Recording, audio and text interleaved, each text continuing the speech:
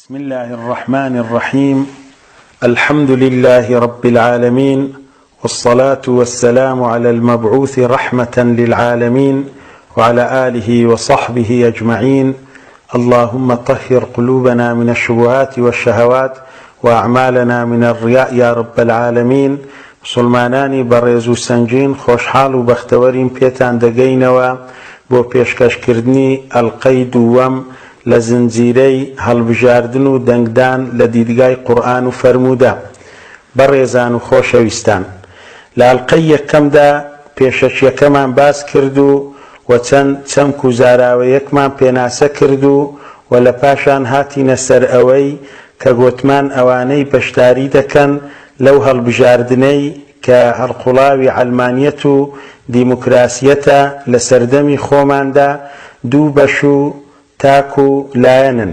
بەشی یەکەمیان گوتمان کەسە عەلمانیەکان و لایەنە عەلمانیەکانن و حکمی ئەوانمان لە ڕووی شەرعی ئیسلامەوە بۆتان خوێندەوە و کردمانە بەرگوێچکەتان و حکمی ئەوانە ئەو جارە و پێناسەکردنی لایەنەکان و بەشی دووەمیان کە لایەن و کەسەکانن کە پاشگیری ئیسلامیان بە خۆیانەوە لکاندووە. لێرەدا دێین باسی دەکەین و لەسەری دەڕۆین بە پشتیوانی خوای. ئەو لایەن و کەسانن کە پاشگیری ئیسلامیان بە خۆیانەوە لکاندووە و پێیان وایە کار و ئیش دەکەن بۆ بانگەوازی بۆ لای خوای پەروەردیگار و گەڕاندنەوەی حکمی خوا و خەڵکی بانگ دەکەن بۆ ڕەوشتی جوان و ڕێبازەکەی پێغەمبەری پێشەوا عەلەیهی سەڵات وەسەلام بە چەندین پاسا و بیانووی جۆرا و جۆر بەشداری دەکەن لە پرۆسەی هەڵبژاردن و سیستەمی دیموکراسیەت لە وڵات و جێگایانەی کە کاتێک بووە حکمی ئیسلام و قورئانی تێدا پەیڕەو کراوە و زۆرینەی جەماوەرەکەی موسڵمان بووینە. هەندێک لەو بیانوانەی کە دەیگرن و دەیڵێن، یەکەم دەڵێن بادانە بڕین لە واقیع و گۆڕەپانەکە چۆل ببێت بۆ دوژمنانی ئیسلام. دووەم دەڵێن هێدی و قۆناغ بە قۆناغ بە ڕێگای پلەپلەی و تەدەڕوج حکمی خوای دەگەڕێنینەوە، چونکە بەدیل و ڕێگای لەوەی باشترمان بەدەستەوە نییە. سێیەم دەڵێن زەڕوراتێکی هەنووکەیە و ڕێگایەکی شەرعیە کە بەرژەوەندی موسڵمانان و بانگخوازانی تێدا دابین دەبێ و هەیە، و هەندێکی تریش بە بیان و دەگرن و دەیڕێن. ئەو جار بۆی لەسەرتان درێژ نەبێتەوە ئەو هەنگاوانەی ئەوان دەیهاوێن تاک و قبول بکرێن بۆ بەشداریکردن لە سیستەمی دیموکراسیەت و هەڵبژاردندا ئەوانن. لای هەمووان ڕۆن و ئاشکرایە کە لە سیستەمی عەلمانیەت کە ئەوڕۆ بەهۆی جیهانگیریەوە دنیای داگرتووە بە چەند مەرجێک لایەن و کەسەکان قبول دەکرێن و ڕێگایان پێدەدرێت بەشداری هەڵبژاردن و حکومڕانی بکەن، کە هەندێک لە مەرجەکاندا بەزینە لە بیر و بڕوا و تەنازولکردنە لێی و لە خاڵە سەرەکیەکانی گرنگی ئیسلام و پاشگەزبوونەوەیە لێی و خۆ بە دوورگرتنە لە هەندێک خاڵەکانی شەرعی ئیسلام. بۆ نمونە دەبێ بڕوابێنن بە سیستەمی عەلمانی و دیموکراتی. خاڵی دووەم دەبی یاسا سەروەری پەیڕەو بکەن لە یاساکان و کە زۆربەی یاساکانیش معلومی بەڕێستانە پێچەوانەی شەرعی ئیسلامن و گوناهبارین. سێیەم دەبی پێکەوە ژیانی ئاشتیانە و دوور لە تەنگەشەیی لەگەڵ هەموو ئاین و ئایدیۆلۆجیەکانی جگە لە ئیسلام بکەن و ڕێزیان لێ بگرن. چوارەم دەبێ واز بێنن لە بەکافردانانی کافر و هاوبەش بڕیاردەران و وەلائی شەرعی بگۆڕنەوە بە وەلائی نیشتیمانی و گەلی و نەتەوەیی و بەڕائی شەرعیش بگۆڕنەوە بە بەراعەتبوون لە مسلمانانی جاروەیە ڕاستەقینە و یان ئەوانەی دەیانەوێ حکمی ئیسلام بگەڕێننەوە. و خاڵی پێنجەمیش دەبێ واز بێنن لە باس و خواسی جەنگ و جیهاد و دژایەتیکردنی کافران و بە دوژبن زانینیان و خۆ ئامادەکردن و ئیعدادکردن و بۆ جەنگ و جیهاد و بۆ شەڕ و جەنگ لە دژی کافر و بێبڕوایان. بابینە سەرەوەی بڕیاری شەرعی بۆ ئەو کەسولایانانەی کە پاشگیری ئیسلامیان بە خۆیانەوە لکاندووە کە بەشداری دەکەن لە پرۆسەی عەلمانیەت و دیموکراسیەت و هەڵبژاردن و دەنگدان. لە توێژینەوە و نووسراوەکان دەربارەی خۆ هەڵبژاردننی ئەو لایەن و کەسانەی کە پاشگری ئیسلامیان بە خۆیانەوە لکاندووە دەتوانین بڵێن دوو ڕاوبۆچوون هەیە و پەیدا بووە کە هەردووچیان بە پشتیوانی خوای پەروەردیگار دەخەینە بەرگوێچکەتان و بەڵگەکانیشیان و هەڵوەشانەوەی بەڵگەکان و لە کۆتاییشدا وەکو لە پێشەچیەکەی باسمان کرد ڕای پەسەندتان پێ دەڵێن. ڕای یەکەم لەگەڵ ئەوەیدانە دەڵێن دروستە بەشداریکردن بە چەند مەرجێک. مەرجی یەکەم دەڵێن لایەن و کەسەکە دەبێ پابند بن بە بیر و بڕوا و دامەزراو بن لەسەری. مەرجی دووەم دەڵێن بەرژەوەندی و چاکە ڕەچاو بکرێت بە ڕێژەی زۆر و گومانی زاڵ لە بەشداریکردنەکە بۆ ئیسلام و مسلمانان. و مەرجی سێیەم دەڵێن فەرمان بە چاکە و ڕێگری لە خراپە ئەنجام بدرێت لە ئەنجومەنەکەدا. و مەرجی چوارەم دەڵێن تەواو هەوڵی چەسپاندنی بڕیارە شەرعیەکانی ئیسلام بدرێت و کەمتر خەم نەبن لێی. و هەندێکیش لەو توێژەر و مفتی و ئەوانەی پرسیان پێکراوە گوتویانە بەڵکو پێویست و واجبە بەشداریکردن لەو پرۆسەیە و لەو مەشروعی. ئەوە ڕاو بۆچوونی کۆمەڵێکە لە مفتی و توێژەرەوانی سەردەم کە هەندێکیان توێژینەوەی سربەخۆیان لەسەر کردووە و هەندێکیان پرسیاریان لێکراوە وەڵامیان داوەتەوە. ئەوانەی پرسیاریان لێکراوە بۆ نمونە شێخ ئەحمەد شاکری مصری و عەبدولعەزیز بن بازی مفتی پێشووتری سعودیا و محەممەد بن صالح العوثەیمین و عەبدوڵڵا بن جبرین و محەممەد بن ناصر الدین الئەلبانی و دکتۆر عەبدولکەریم زێدان و دکتۆر عەبدوڵڵا عەزام و زۆرێکی تریش. ئەوانەی توێژینەوەیان کردووە لەسەری بۆ نمونە دکتۆر عومەر سولەیمان ئەشقەر و عەبدوڕەحمان عەبدولخالیقی کوێتی و دکتۆر مشیر المصری و هەندێکی تر. زۆربەی بزوتنەوەکان و لایەنەکانی پاشگری ئیسلامیان هەیە و بە میانەڕە و ناوی خۆیان بردووە و دەرکردووە. ئەوان ئەوە بۆچوونیانە و لەگەر ئەو ڕاوبۆچوونەیدان. بەڵام پێویستە چەند ڕوونکردنەوەیەک بدەین بۆ ئەوەی ڕاستیەتی ڕاوبۆچوونەکان تەواو دەربکەوێت پێشی ئەوەی بەڵگەکانیان بینینەوە و هەڵوەشێنینەوە و قسەی لەسەر بکەین. ڕوونکردنەوەکان ئەگەر لێورد بینەوە یەکەم پێویستمان بەوەیە بڵێن ئەو مەرجانە بەخاڵ دیاریمان کرد و بۆمان باسکردن بەخاڵ دیاریان نەکردیە. توێژەرەوەکان و مفتیەکان و ئەوانەی پرسیاریان لێکراوە بەڵام لە ئەنجامی وردبوونەوە لە قسە و گۆتنەکانیان و توێژینەوەکانیان ئەوە دەردەکەوێت.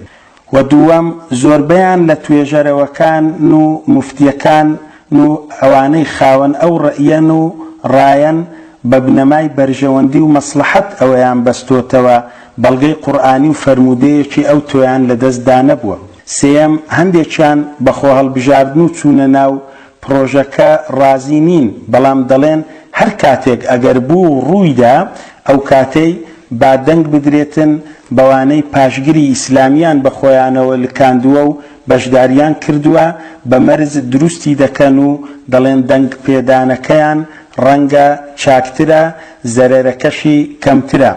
لەوانە محەممەد ناصر الدین ئەلبانیە و کە لە دواتریش بۆتان دەسەلمێنین بە بەڵگەی حاشا هەڵنەگر و یەکدەنگی قوتابیەکانی لەو ڕاوبۆچوونەی پەشێمان بوویتەوە. و چوارەمیان بە دڵنیاییەوە زۆربەیان ماهیەت و خاڵ و ئەرک و کارەکانی ئەنجومەنی یاسادانانیان نەزانیوە و تەواو شارەزا نەبووینە.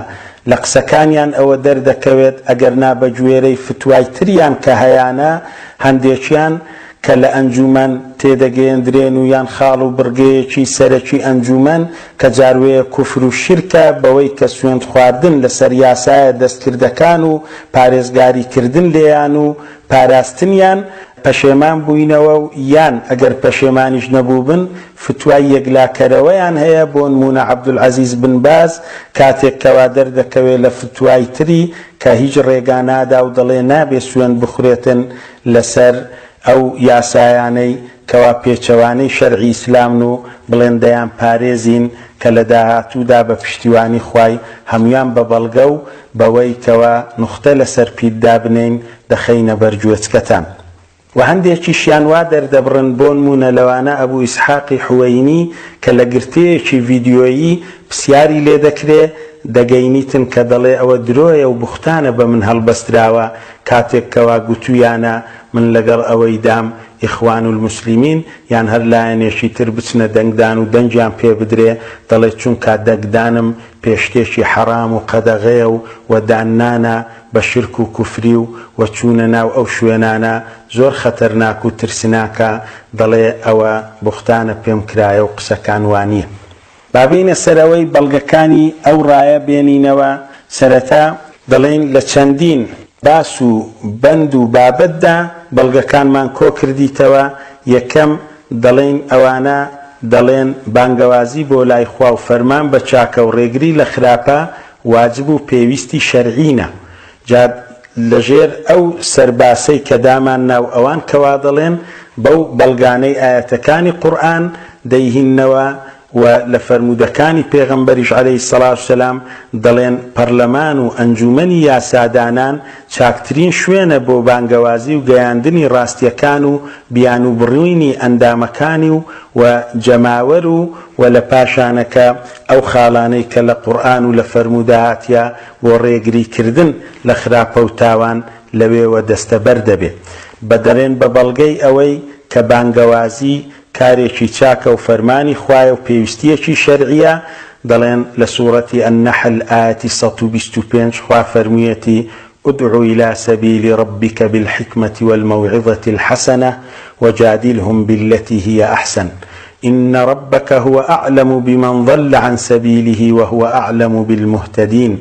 واتبانگواز بك أي محمد عليه الصلاة والسلام بۆ ڕێگای پەروەردیگارت بە حکمت و دانایی و پند و ئامۆژگاری چاک و گفتوگۆ بکە لەگەڵیان بەوەی باشترە و چاکترە.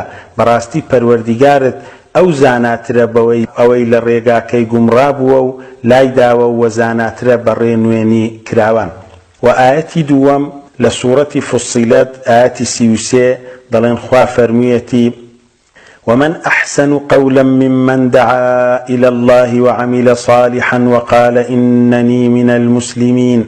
چه هەیە قسەی جوانتر و باشتر لەوەی کەوا بانگەواز بۆ لای خوا دەکا و کاری چاکە دەکا و دەڵێ من لە مسلمانانم. واتە باشترین قسە و گوتن بانگەوازیە بۆ لای خوای پەروەردیگار و بۆ لای تەوحید و خوابەیەکگرتن و وەکار و کردەوەی چاک. و بەڵگەی سێم لە ئاەتەکان بۆ ئەو بوارە دەڵێن سوورەتی ئالی عیمران ئاەتی 104 خوا فەرموویەتی ولتكن منكم أمة يدعون إلى الخير ويأمرون بالمعروف وينهون عن المنكر وأولئك هم المفلحون. بالا إيوا تاقمو كوماليك هبن كوا خلقي بانك بكن برو خير و چاكا و فرمان بكن بچاكا و ري بگرن لخرافا براستي أوان سرفرازن.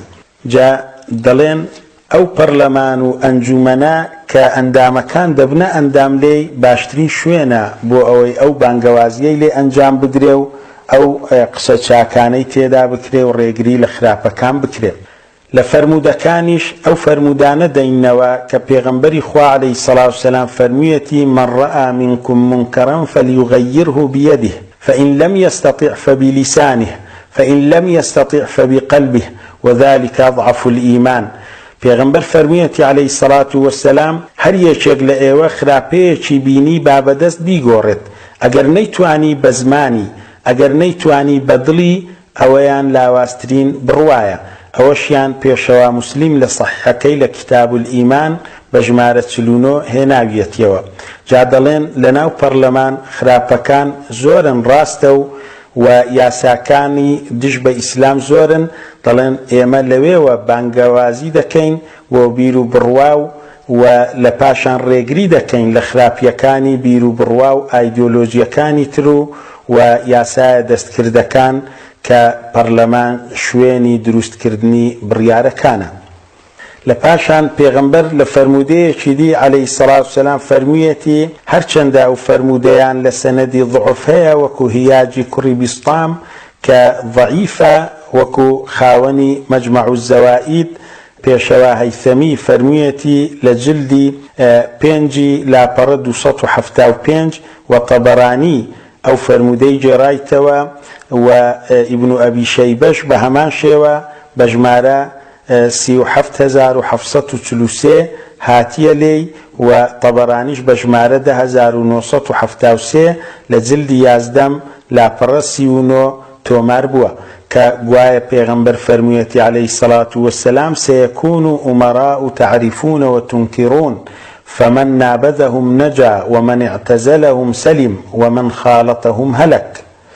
واتە فەرمانڕەوایانێک دەبن باشە و خراپەی دەکەن و لێیان دەبینن ئەوەی بەرهەڵستیان بکاو بە گژیاندا بچێتەوە ڕزگاری بووە، ئەوەی لێیان دوور بکەوێتەوە سەلامەت بووە، ئەوەی لەگەڵیان تێکەڵ بوو بێت لە ناو چووە و بە هیلاک چووە. و لە فەرمودەیەکی تر نزیک لە مانای ئەو فەرمودەی تازە هینامانەوە کە ئەویان لە صەحیح موسلیمدا هاتووە لە کتاب الئیمارە بە ژمارە 1854 پێغەمبەر فەرموویەتی عەلەیهی السەڵاتو وەسسەلام إنه يستعمل عليكم أمراء فتعرفون وتنكرون فمن كره فقد برئ ومن أنكر فقد سلم ولكن من رضي وتابع قالوا يا رسول الله صلى الله عليه وسلم أفلا نقاتلهم قال لا ما صلوا. ئەوەشیان واتە پێغەمبەر فەرمووی عەلەیهی السەڵاتو وەسسەلام بەسەرتانەوە فەرمانڕەوایانێک دەبن خراپە و باشەی لێیان دەبینن، ئەوەی پێی ناخۆش بێت خراپەکانیان ئەوە بەری بووە لێیان و ئەوەی ڕێگری بکات لێیان ئەوە سەلامەت بووە، بەڵام ئەوەی ڕازی بێ و شوێنیان بکەوێت واتە ئەوە خراپە و بە هیلاک چووە و لە دەروانە. گوتیان ئەی پێغەمبەری خوا عەلەیهی السەڵاتو وەسسەلام کوشتار و جەنگیان لە دژ نەکەین؟ فەرمووی نەخێر مادەم نوێژ دەکەن.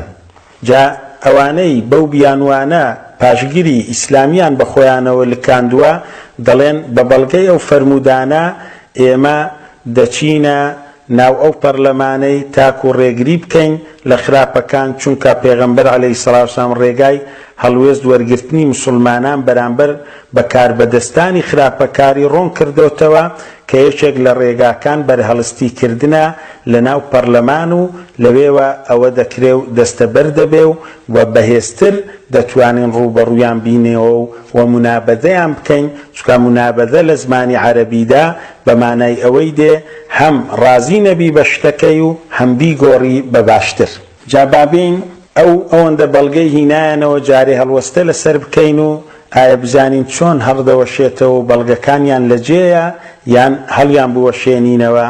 بە پشتیوانی خوای پەروەردیگار دیارە لەو چەند خاڵانەی ئێستا دەکەوتە بەرگوێزکەتان بەڵگەهێنانەوەکان هەڵدەوەشێنینەوە. یەکەم دەڵێن باشترین پێشەنگ و ئەوانەی پەیڕەویان لێ بکرێت پێغەمبەرانن عەلەیهیمو السەڵاتو وەسسەلام، هیچیان لێیان نەجێردراوەتەوە کە بوو بنە ئەندام لە کۆڕ و پەرلەمانەکانی دەسەڵاتدارانی سەردەمی خۆیان و دانیان نابێت بە سیستەم و یاساکانیان و دابەزی بن لە بیر و بڕوایان و ڕێزیان لە کوفر و کافرەکان نابێت اینجا بانگەوازیان کرد بێت. ئەوەی یوسف پێغەمبەریش عەلەیهی السەڵاتو وەسسەلام کە بە بەڵگە بۆ خۆیان دەینەوە لە دەسەڵاتی جێبەجێکردن بووە و کاریشی بە فەرمانی خوا کردووە، نەک دابەزی بێت بۆ فەرمان و کوفریەکانی دەسەڵاتدارانی سەردەمی خۆی. ئەوە لە پێغەمبەران عەلەیهیمو السەڵاتو وەسسەلام ناوەشێتەوە و پارێزراو بووینە لە شرک و کوفر و گوناهە گەورەکان، معسووم بووینە ئەوەی گومانی ئەو باس و بابەتانەش بە پێغەمبەران ببا کە معسووم نەبووینە لە شرک و کوفر و گوناهە گەورەکان بە دڵنیاییەوە بێبڕوا دەبێت. خاڵی دووەم پرۆگرامی بانگەوازی بۆ لای خوا لەلایەن خوای پەروەردیگارەوە بڕاوەتەوە و کەس بۆی نییە قسەی تیادا بکات کە بۆ هەموو پێغەمبەران عەلەیهیمو السەڵاتو وەسسەلام هاتووە کە دەستپێکی بانگەوازیەکەیان بریتی بووە لە دوورکەوتنەوە لە هاوبەشی و کوفرکردن بە تاغوت و تەنها خوا بپەرستن. ئەوەتە خوای پەروەردیگار دەفەرموێ وَلَقَدْ بَعَثْنَا فِي كُلِّ أُمَّةٍ رَسُولًا أَنِ اعْبُدُوا اللَّهَ وَاجْتَنِبُوا الطَّاغُوتَ. واتە بێگومان و بەڕاستی بۆ هەر گەل و نەتەوەیەک ڕەوانەکرا و پێغەمبەرێکمان ناردووە پێیان گوتون تەنها خوای بپەرستن و لە تاغوتان دوور کەونەوە. سێیەم ئەوان دەیڵێن پێغەمبەران عەلەیهیمو السەڵاتو وەسسەلام لە دەرەوەی پەرلەمانەکان بە چاکتر کردویانە بەبێ هیچ دابەزینێک لە بیر و بڕوا و ئاین. ئەوان عەلەیهیم السەڵات وەسسەلام سەرمەشقن، دەبێت چاویان لێ بکرێت و پەیڕەوی لە هەنگاو و ڕێبازەکانیان بکرێت. جا ئەوەی ئێوە دەیڵێن لە نێو پەرلەمان دەیکەین لە دوای دابەزینتان لە عەقیدە و بیر و بڕوا و چەند خاڵێکی سەرەکی ئیسلام، ئەو جار ئێوە دەتوانن بە حیسابی خۆتان هەندێک قسە بکەن.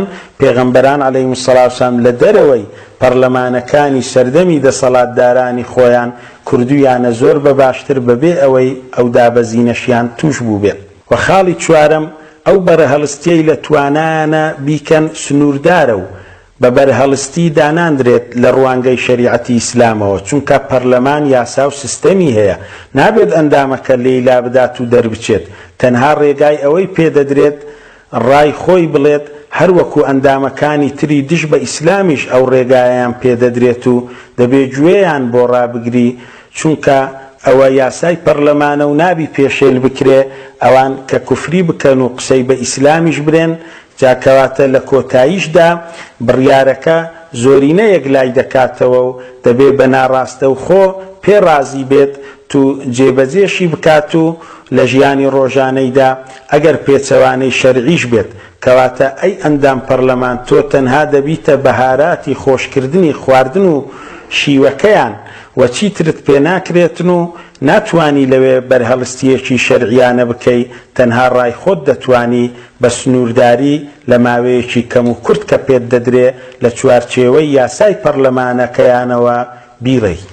خاڵی پێنجەم یەکدەنگی زانایان لەسەر ئەوەیە کە ڕێگریکردن لە خراپە نابێت خراپەیەکی تری گەورەتری لێ بەدی بێت و گومانی زاڵ بەوەی ببردرێت. هەر کاتێک گومانی زاڵ وابوو کە خراپەی مەزنتری لێ دێتە دی و لێی دەکەوێتەوە، دەبێ وازی لێبینی بەدڵ ڕکت لێبێتەوە و پێی ڕازی نەبیت.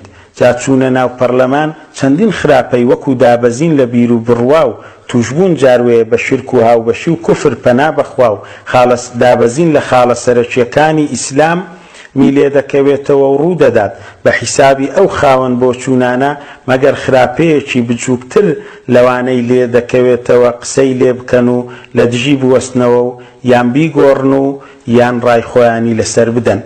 خاڵی شەشەم ئەو فەرمودانەی باس کران مەبەست لێیان فەرمانڕەوایە گوناهکارە مسلمانەکانن کە خراپەیان و ستەمیان دەکرد بەرامبەر بە گەلوونەتەوەکەیان نەک کافر و بێبڕوایەکان. جا لێرەوە دوو بۆچوون دەبێ باز بکرێت، ئایا فەرمانڕەواکانی پەرلەمان یان پێیان ئەوانەی کەوا ئیسلامیان بە دوای خۆیانەوە لکاندووە پێیان مسلمان و شەرعی بن؟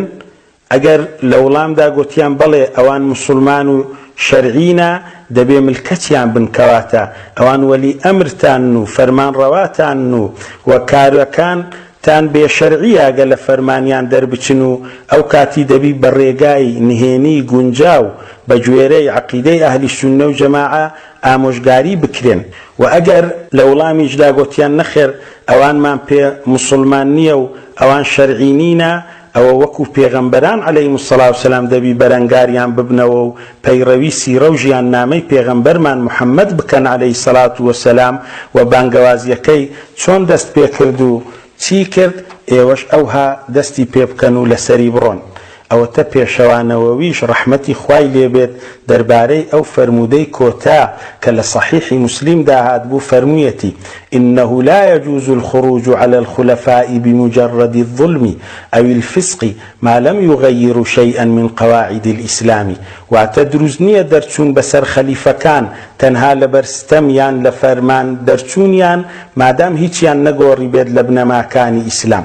وخاڵی هەفتەم و کۆتایی بۆ هەڵوەشاننەوەی ئەو بەڵگانەی هێنایەنەوە ئەو فەرمودانە ڕێگا و شوێنی بەرهەڵستی دەسەڵاتی جێبەجێکردن زیاتر دەگرێتەوە لە پاشا و سەرۆک و حکوومەت و وەزیرەکان و دەسەڵاتداران، نەوەک ئەوانەی کەوە یاسای دادەنێن و پەرلەمان بگرێتەوە، بە تایبەتی ئەوانیش کە دەگرێتەوە لە وڵاتانێک کە حکم بکەن بە ئیسلام و قورئان.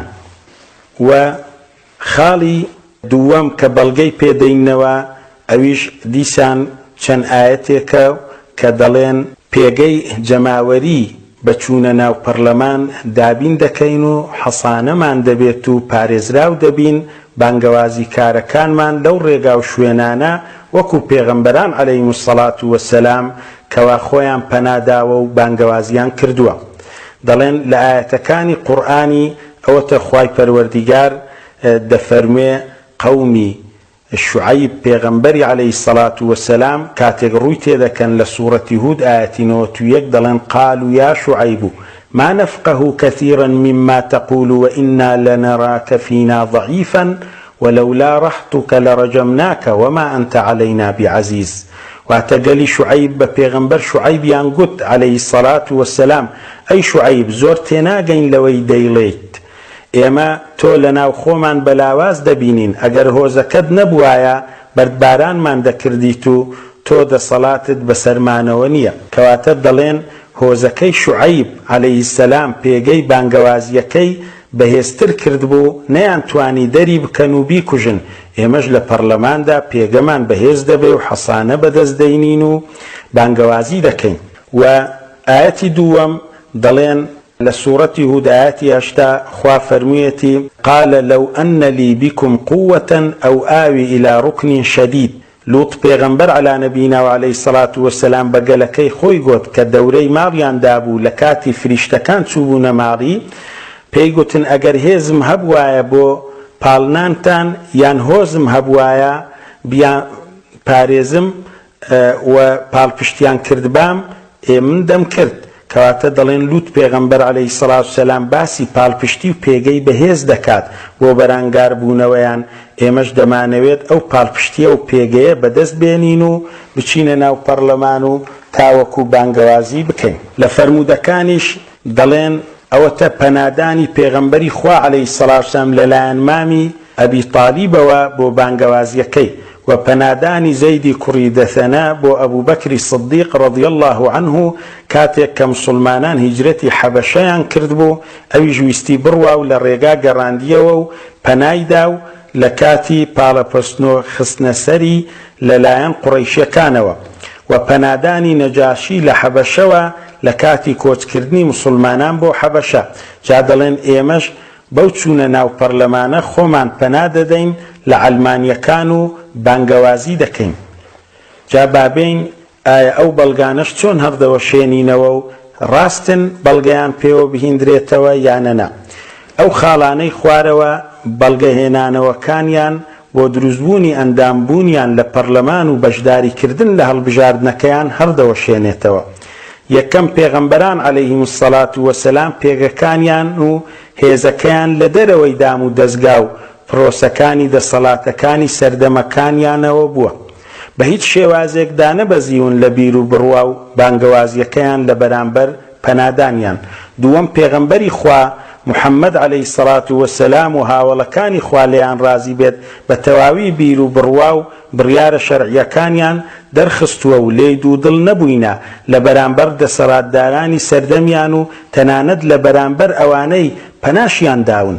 هیچ مەرجێکیان قبول نەکردووە و کار بکاتە سەر بیر و بڕوا و دینداریەکەیان. چوونە ناو پرۆسەی هەڵبژاردن لە سەرەتاکەیەوە و هەر لە کۆمۆسیۆنەوە دەست پێ دەکا تاکو ڕێگایان پێ بدرێت کە بەشداری بکەن بۆ دابەزین لە ئاین و بیر و بڕوایان تا بەشدار بن لە هەڵبژاردنەکە دەبێ واژوو لەسەر ئەو خاڵانە بکەن و پێیان ڕازی بن کە لە کۆمۆسیۆن هاتیە و بە یاسا دانراوە کە هەڵقوڵاوی ئەلمانیەت و دیموکراسیەتە و یاساکانی هەڵبژاردنی پێ دەڵێن دەبێ قبوڵیان بێت.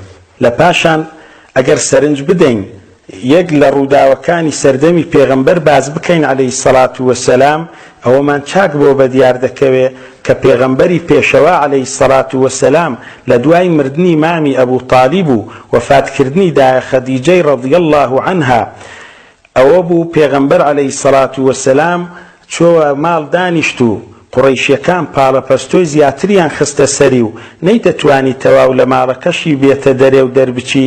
ئەبوو لەهەب بیمامی سۆزی خزمایەتی جوولا و چووە ماڵێ و بە پێغەمبەری گوت عەلەیهی سەڵات وەسەلام ئەی محەممەدی برازام بڕۆ ئەوەی لە کاتی زوندویەتی ئەبوو تاڵیبی برام ئەنجامت دەدا بیکە. بەرگری لە پێغەمبەری خوای کرد عەلەیهی سەڵات وەسەلام جا لە دوای ماوەیەک کە ئەبوو جەهل و عوقبەی کوڕی ئەبی مەعیوط پێیان زانیەوە چوونە لای ئەبوو لەهەب و پێیان گوت بڕۆ بە محەممەدی برازات برێ و پرسیاری لێ بکە بزانە شوێنی عەبدولموطەلیبی بابت لەکوێیە بۆەوەی هانی بدەن تاوەکو ئەو پاڵپشتیەی ئەبوو لەهەبی لە پێغەمبەری ببڕن عەلەیهی سەڵات وەسەلام. ئەوە بوو ئەبوو لەهەبیش بە قسەی وانی کرد و چووە لای پێغەمبەری خوای عەلەیهی سەڵات وەسەلام گوتی ئەی محەممەدی برازام عەبدولموطەلیبی باپیرەت لەکوێیە و لەگەڵ کێیە؟ پێغەمبەریش لە وڵامیدا بەبێ دوودڵی فەرمووی مع قەومیهی واتە لەگەر گەلەکەیەتی. ئەبوو لەهەب وڵامەکەی بۆ ئەبوو جەهل و عوقبەی کوڕی ئەبی مەعیط بردەوە. ئەوانیش گوتیان باشە ئەبوو لەهەب ئەوە وای داناوە عەبدولموطەلیب لە ناو ئاگرە. ئەبوو لەهەبیش وا تێنەگەیشت بوو گوتیان ئەو جارە بڕۆ ڕاشکاوانە لێی بپرسە برێ ئایا عەبدولموطەلیب لە ناو ئاگرە؟ ئەویش هاتەوە لای پێغەمبەرمان محەممەدی عەلەیهی سەڵات وەسەلام گوتی وەرە برازایەکەم مەبەستت پێ چییە عەبدولموطەلیب لە ناو ئاگرە؟ پێغەمبەر بەبێ دوودڵی عەلەیهی سەڵات وەسەلام فەرمووی ومن مات على ما مات عليه عەبدولموطەلیب دەخەل النار. فەرمووی نەوەک عەبدولموطەلیب ئەوەی مردووشە لەسەر ئەوەی عەبدولموطەلیب لەسەری مردووە بۆ ناو ئاگرن و لە ناو ئاگرن. جا ئەبوو لەهەب لەوێوە ڕقی هەستا و تووڕە بوو لە پێغەمبەری عەلەیهی سەڵات وسەلام سوێندی خوارد کە هەر دوژمنکاری بکات و بەردەوام بێت لەسەری. جا بزانن پێغەمبەری پێشەوە عەلەیهی سەڵات وسەلام لەو پەنادانەی هیچ دابەزینێکی نەکرد.